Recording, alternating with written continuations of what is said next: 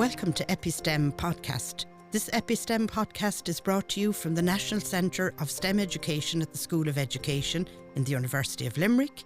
I'm your host, Geraldine Simmie, and I'm the Professor of STEM Education here at the Centre and the Director of EpiSTEM. And my co-host, Michelle Starr, and I am the Research Liaison Officer in EpiSTEM.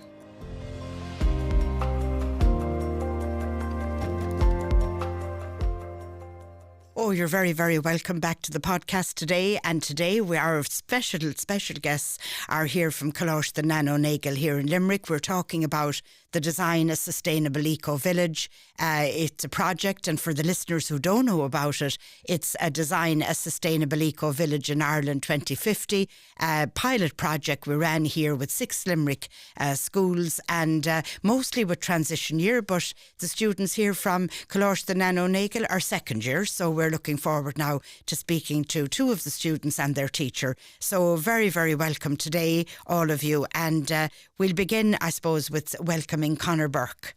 Thank you. Thanks for having us. We're delighted to be here. We got the bus out. It's a short sprint from town. So yeah, I work in Coláiste Nano Nagle. It's my first year out teaching. I went actually to the University of Limerick. I got my teaching degree from there. So just a bit of background on the school. It's an all-girls school in Limerick City. It's on Sexton Street, and we have roughly 350 students in the school. So it's quite a small inner city school. I teach science, biology and chemistry in the school, and I also teach in a PLC college as part of my contract there as well. Yeah, so that's I'm really lovely, just overall quite enjoying my first year. Yeah, fabulous, great altogether, and great to have the students with us as well. So we wanted to welcome Areej today. You're very, very welcome, and Marina. You're very, very welcome. So do you want to tell us something about the knowledge that you gained from being in the project? So we both gained about how important energy is. We learned how to get energy sustainably by solar energy from the sun, hydroelectric power from the river, and wind turbines getting wind energy, and pavements getting energy by walking. Yeah, wow. Yeah, the mechanics of that kind of the piezoelectric from walking on the the mechanical energy, fabulous. So a lot of great physics there in the whole space. And yourself, Marina, what did you learn from it in terms of knowledge? I learned about sustainability and how we can do everything sustainable, and about the pavements that we walk. Yeah, the pavements and being able to, The piezoelectricity pavements. Have you? Did you come across that before you went into this project? No, I hadn't either, to tell you the truth. We hadn't either. It was our researchers last summer that found it, that we put it in the booklet there about, I suppose, the investment that they'd made in the Netherlands on this, putting in the piezoelectric tiles and the bicycles, creating the energy, and that giving them, the solar and all the other energies as well. Yeah. So what kind of a design did you come up with for your artefact? So we came up with the design following our CBA. We had to create a sustainable village in our CBA, so we were halfly prepared. So we had the map and all. Leah actually made the map. She found out the idea to just make it a green area with houses and with solar energy and everything you need in one small village. Because if you are in one small village, you get to know people better and you get more closer. It's important to know people around you, because we're helping the earth and helping the people as well, because being together can help your mental health as well. It can. It has actually, even the science tells us that the mental health, the well-being, even the brain, all the latest brain science and everything, the importance of the social and the community, that it's not even, it actually has a scientific basis now. Well done. And I know I remember your award and your village, and I remember how beautifully it was arranged. Can you talk a little bit more about it? In our village, there were also communal place where all religion can come whenever they want and pray at each place. And there's sports center. They can rent some materials that they need, and they can play whatever they need. Yeah. And there's parks for community to talk together, and there's hospitals pharmacy, like secondary school, primary school, houses and things like that. It's very, very holistic, body, mind, spirit. You have worship places, you had worship places, all interdenominational with their different religions. You have, as you said, the sports places and the whole lot, and the green areas for well-being and human flourishing. You had thought of it all. It was a very intricate design that you came up with. Really very, very interesting. Just for Leah as well, I think Leah's original map was the original inspiration for the design that we came up with on the day. I remember correcting the CBAs this year, and after seeing Leah's map, I was astounded. The detail that she went into as a second year student in the map, I was absolutely astounded. It was excellent work, and that really set the scene for what our village might look like. And we actually did take direct inspiration. We laid out a mat, then we spray painted it, and then the students, which they probably will tell you about in a few minutes, they divvied up the work. And they each created a certain section of the map. But it was the original map from Leah that I think that really started our design. What is CBA? It's a curricular classroom-based assessment. Sorry, yeah. I just wanted for everyone to know. Yeah, I got stuck for a second. It's a classroom-based assessment. So it's you would do it in every subject at junior cert level. Okay. And it can be research-based or it can be experiment-based. For science, and I just chose to do a research based topic. It was the timing was quite perfect in that I got an email from yourselves, and I was trying to think of what will I actually do from the CBAs. So it merged quite well into the two in that I could do a CBA with all of the second years, and then the second years I probably took to the project the best. I brought them forward with this. Fabulous idea. And then lovely. So Leah came up with a great plan. How did the team come to get together? How did they form? The team form? Did you decide, how did that happen? So the people who were interested could come in this project. So us 6 were interested in it, and we actually got interested in the CBA. We were interested on the solar energy and how we get energy with saving our planet as well. So we got interested. So we got into this project. Great. And Marina, I'll ask you, how did you work as a team or decide how it would work when you met first? How did that... Okay, you had the map, Leila's map. And will you maybe tell us who your other team members are? Like, Leah made the map, and then we all gather in the library to look at the measurements for each buildings, and we gave each one each part when the map each part separated, and then gave each person you have to do hospital and things like that, and then it all made it, and then we stayed after school, and then we just arranged it. Lovely, wonderful. Areej, you hadn't known each other, all of you. You hadn't all known each other before this project, had you? Not really. We just knew each other's names, but just did not really have a very big conversation or anything. Yeah, so you got friendship from it, did you? Yeah.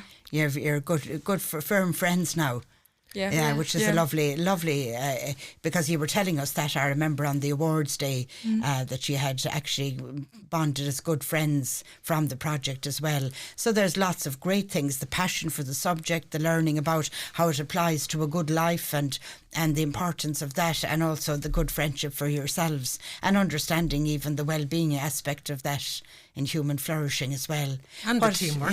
Yeah. Because you seem to have done great teamwork, because it was, how did you find the teamwork? It was quite hard because we had to agree on what day we go to the library. Some people had an occasion, some people were busy.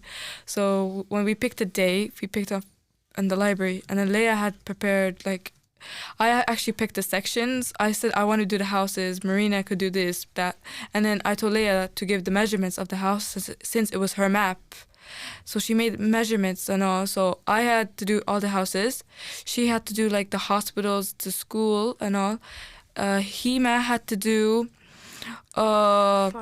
pharmacies, the pets, the vets and all. Mm-hmm. And then Kira had to do the fire station, police stations, and town hall.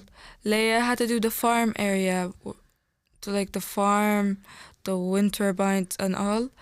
And Ramasa did the transport. She did the train station. She did the Damn. yeah, the dam, the leisure section and all. Yeah, so you had it all nicely divided into different sections. Very nice. I mean, I can hear architecture pouring out your ears. Lovely, all of the different aspects and the designs of living and working in a village or city or town or a futuristic type of space. Yeah, anything else that you learned from being in a team? Working in a team is hard work, is it? Yeah, because we always had to rely on each other. When someone didn't finish a house, the person who was in charge to paint it couldn't paint it. And then when the Yeah, you're getting to the realistic piece. It is, but it's just learning, and it's teamwork. It's you know, to learn how it's to a work life together. lesson in itself, isn't it? Even it is. When these girls hopefully go on to college, you learn that you do projects as a team, and more often than not, there probably is 1 to 2 people within that team that probably won't pull their weight. Yes. This obviously wasn't the case with this project. It was the students chipped in very well, but being able to help out and rely on each other, I think, is a great skill. Exactly. And their time management, I have to say, as a teacher, it was great to see the students take it and run. Yeah. In that I didn't have to chase the students at all.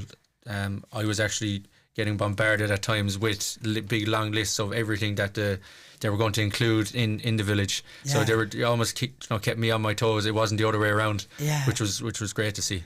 Yeah, that's marvellous. And that whole life lesson of teamwork is very important nowadays, in particular, that understanding that a lot of these projects and everything about life is actually about learning good teamwork.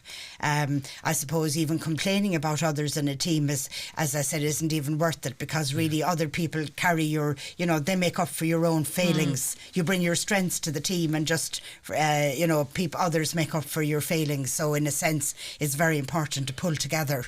Yeah, definitely. It's a huge learning curve, isn't it? Definitely. And even they aligned perfectly. They would, like they described a few minutes ago, they would pick a day and a time that suited everyone. Yes. And they were trying to meet in the middle and reach a compromise, which I suppose these days is quite important to do. Yeah. Yes. And pick something that everyone agrees with. Even within the project itself, there were probably ideas that certain individuals had, and they just had to agree, okay, we won't do this, we'll actually include this, or we might omit this from the project. So I think it does develop a lot of skills, I think, teamwork in itself, communication skills, and just being able to maybe take a step back and see someone else's perspective and what they'd like to include. Yeah, and that letting new ideas come through as well. Areej, when you think of energy, and you were talking earlier about energy being so important in the village, isn't it? Sources of energy are very important. I mean, we saw it here with our big storm and all that, when the electric is cut and all of that. So what's going to be the way of the future? Is it looking at all different types of energy we need to do? What do you think we need to do into the future? I think we need to stop with fossil fuels of coal and oil, because look at what we have. We have wind energy, we have solar energy, we have like hydroelectric power. We even have pavements of walking. You get energy from walking. Yeah, and that piezoelectric from the energy of mechanics and walking, they're trying even to do that in big cities with cars. Imagine if you had the road piezoelectric and the cars and people walking, imagine the walking through a big city, all the energy. If you could turn that into electric energy, you'd have some, all these new sources. Yeah. We were... the education and the hospital was free cost, because the extra energy we get, we sell it with other villages, and with that money we give it to the hospitals, we give it to the doctors, nurses and teachers, so that education hospital will be free, because everybody needs an education, everybody needs their health and all. You thought of everything. It was wonderful. Yeah. And that's a marvellous idea, the public interest values, to bring that back into the system, because I suppose for the last 20 years that's kind of gone downhill in democracy, that idea that we need the good at the centre as well, the common good. Yeah. And how to do that well is not easy. But we do, certainly, for a village to thrive, it needs to have the common good at the centre. And that brings really in the social justice, which was, and the Sustainable Development Goals, the UNESCO Sustainable Development Goals, which were the kind of central aspect of what the village, we had asked for the village to be designed around. how did you find that? Had you heard of those before? Had you known, or did it open your, how did you find that aspect of it, of involvement in the project, putting that into the project? Oh, we learned about in CSP about the, what you call it? Like Sustainable Development Goals. Yeah, the Yes. SDGs, Yeah, the United Nations Sustainable Development Goals, yeah.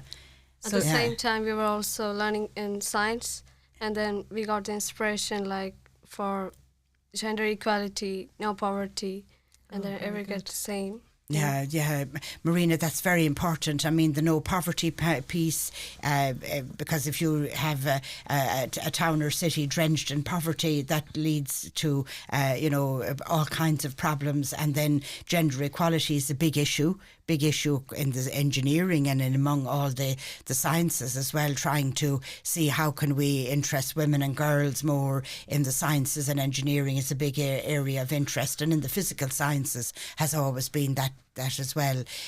What did you come up with around gender equality? Did you give that a bit of a talk or chat? Did you have any conversation about that?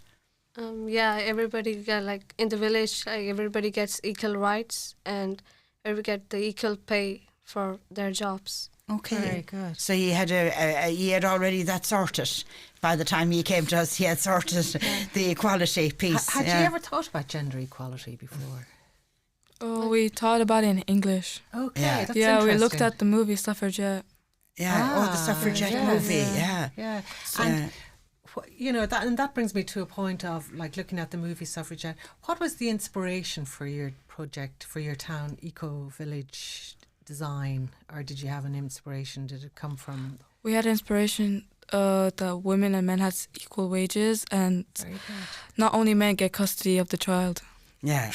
Okay. Good. So that's good. yeah. So that could we ever grow up? I suppose as a people, you were asking, and could we actually share the planet more equally? That's really good kind of thinking. And just on your point there of promoting women in STEM, it's something that I also think is quite important, especially since I'm working in a girls' school. We run a science club in Coláiste Nano Nagle run by Samantha Pryor as well, the vice principal.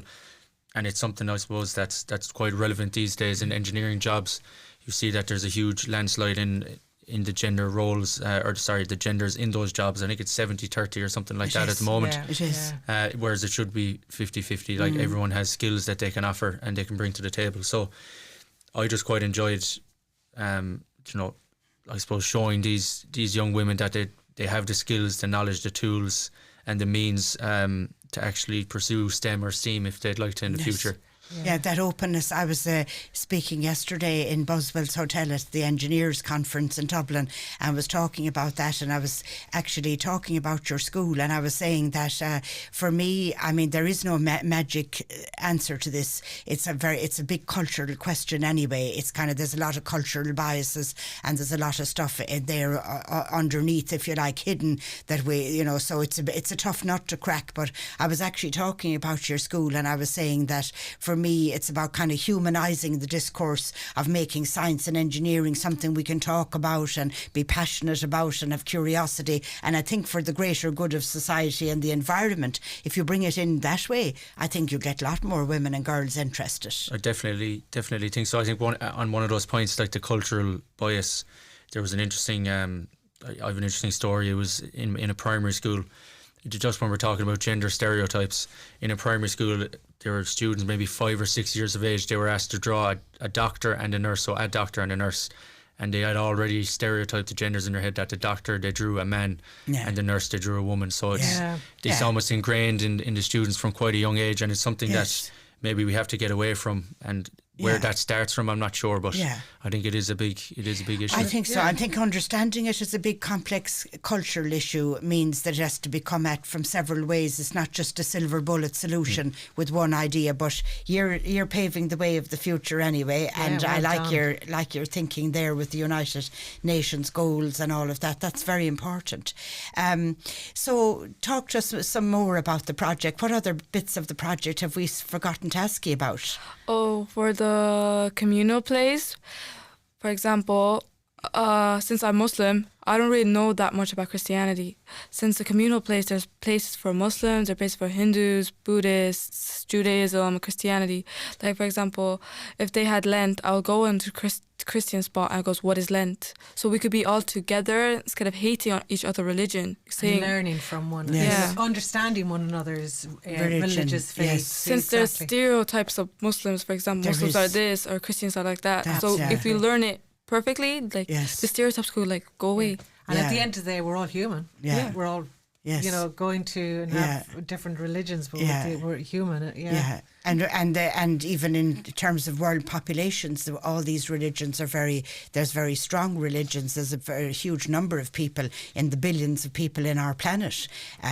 People have a connection to their religion, to their spiritual development, to their soul world in different ways. So that respect of multiple religions and none, I suppose, is very important in terms of pluralist democracy. Yeah. How do we do that? Again, another big question. And But no that's, easy that's answer. a great idea Yeah. that you had of having a communal Yeah. area, space for all of the religions. Yeah. And I think it reflects society today quite well. Even Ireland, you know, it's a multi-denominational, multicultural country. So I think the village does reflect that quite Yeah. well. And even, you know, our school, we're very proud to say we're a very multicultural school. So I think that was in the students' heads as well, which is very nice. I think that brings in that brings a lovely view. I think and what I got from your project was the STEAM was really in there because there was ethics in there as well as the arts, and it was running through it. There was a lovely thread connecting, I suppose, heart and hand and the whole and soul and the whole lot. It was holistic, very, very much. I could see that clearly, and you were bursting to tell us about it anyway at the time of our award ceremony with the mayor and everybody coming to see your project. Anything else, Marina, about the project that we've forgotten to ask you about? We had like electric cars so that there were like no pollution and things like that. We can rent, and they can go out and give it back. And there was also transportation, like train, like bus, like which were electric. Yeah. After that, you had them all electric, which is wonderful. We recommend public transport since it loses less electricity. Since if everybody had their own car, it would be more waste of electricity. Because if we have a public, A good infrastructure, public infrastructure of transport, it would be wonderful. And you get young people to work earlier and wherever they want to go, that people are not chugging along all day long in those old trains or whatever, the old buses.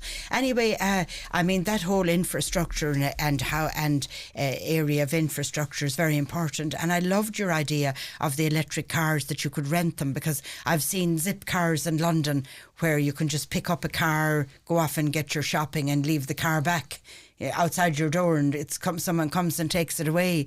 So it's a very handy concept, I suppose, and it'll be a futuristic concept as well of better forms of public transport. Yeah. Anything else about the village? Can I ask, did you go to the Hunt Museum? Yeah. Well, how did that work? We went and we got a brief understanding of a futuristic home that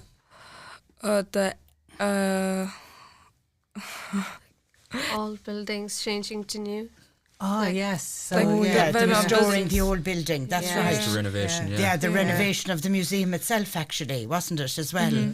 Yeah. And the students actually, I think all of the students went to the Hunt Museum for the 2 or 3 weeks in April when the showcase was on, and it was brilliant because the students got to bring their families along, and the families got to really get involved in the project as well. So I thought that was a really nice touch that the Hunt Museum were willing, and they gave us tickets and everything. They were willing to showcase all of the projects, which was very nice. They exhibited your projects. That was lovely. So you had lots of your fellow your fellow classmates, and that they went to view the project in the museum. Brilliant. Yeah, it was great. It really opens up a discussion then about the whole thing, doesn't it? Definitely, about, I agree. A sustainable village. Yeah.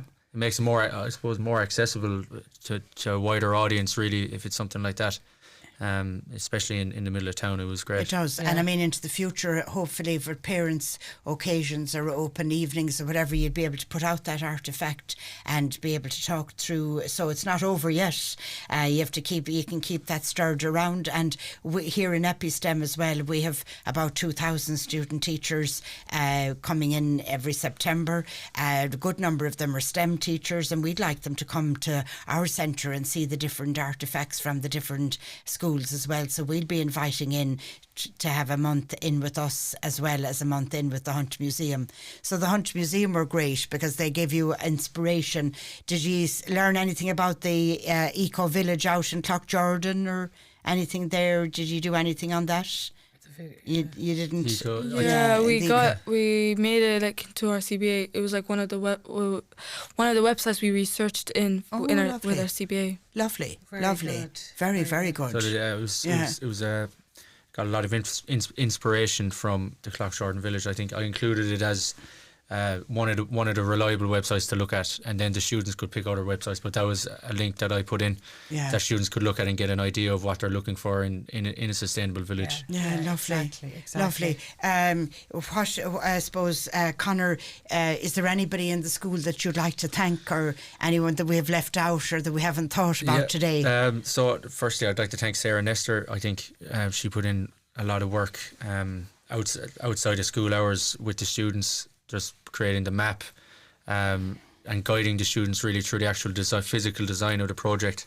I'd like to thank Samantha Pryor as well, very supportive, not just in this project but other projects as well that I've been doing in Science Club. I'd like to thank Sinead Maloney, the principal, also for allowing me, I suppose, to come onto the podcast, and just for her support throughout the year as well.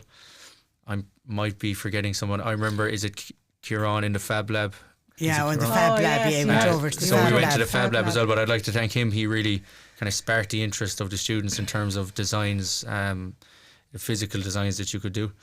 I don't think I'm forgetting anyone. And he was here in Limerick City, isn't he? In Limerick City as well, in the Fab Lab. And then we have mentioned, have we, the students, Hina and the others, Leah and Ramasa and Kira. We've all mentioned them throughout the podcast we've mentioned. Is there anything else, Marina, that you'd like to say? Is there anything you'd like to say, or anyone you want to thank?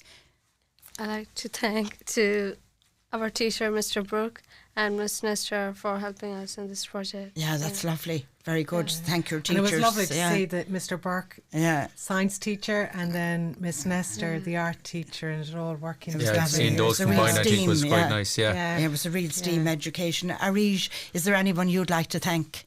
I thank my science teacher, Mr. Bourke, and I thank everyone.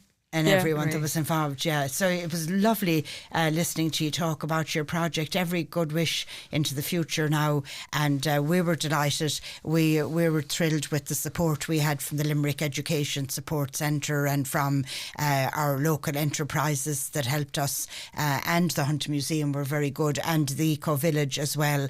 They all helped us, along with our research students that helped us write the booklet that gave some inspiration to ourselves, but we were learning ourselves as much as well.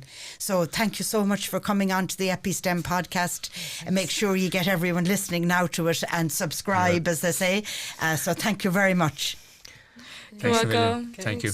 Our music today, barn dance, the Kilnamona barn dance. It's a County Clare barn dance. It's very appropriate and played by Avril McLaughlin. Thank you for today.